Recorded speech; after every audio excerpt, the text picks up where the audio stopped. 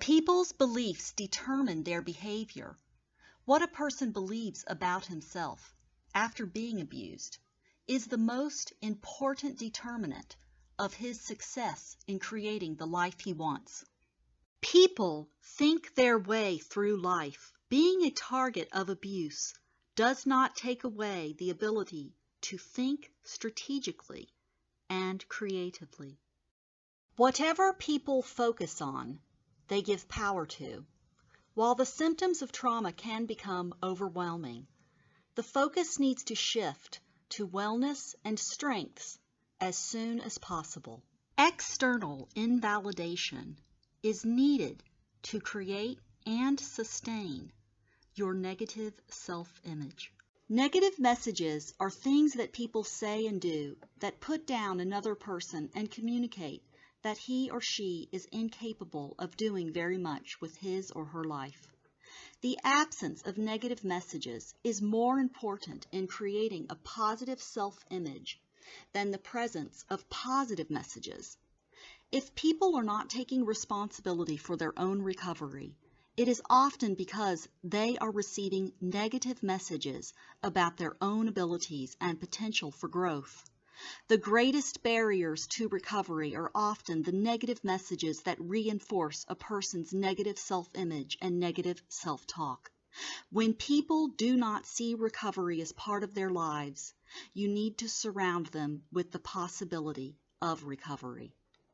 In order to start the process of changing negative beliefs about yourself, you must remove the negative messages and overpower your filter with positive messages.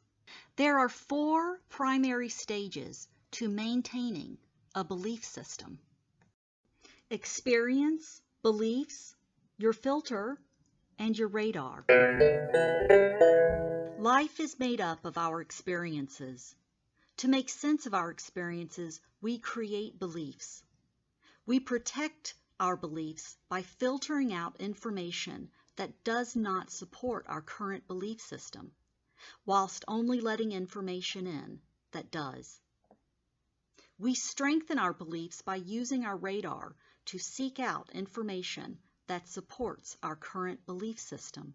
In order to change the negative, false beliefs about yourself, you must remove the negative messages and overpower your filter system with positive messages. One way to overpower your filter system with positive messaging is to engage in daily self-praise and daily affirmations.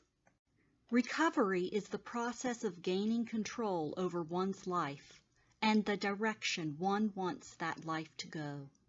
On the other side of trauma and all the losses associated with abuse.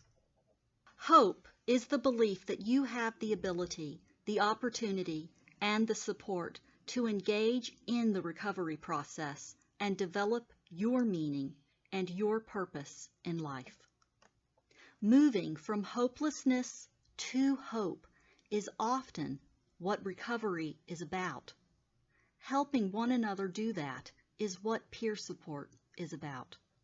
Moving towards recovery is about getting in touch with what you think will improve the quality of your life.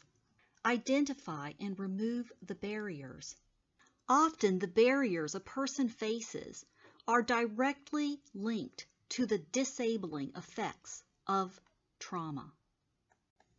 Another common barrier is stigma and the negative beliefs that others have about former targets of abuse.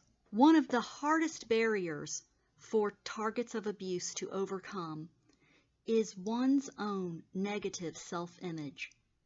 Many targets of narcissistic abuse have been broken down to a 0 and are unable to identify simple likes and dislikes.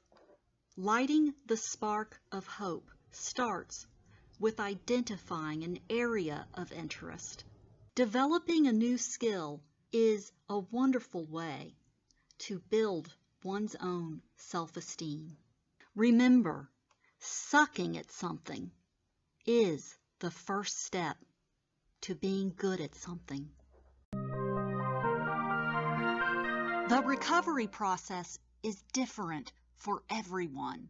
Recovery from trauma and narcissistic abuse is possible. Life's experiences are the best teacher. Your recovery experience is your greatest gift to your peers.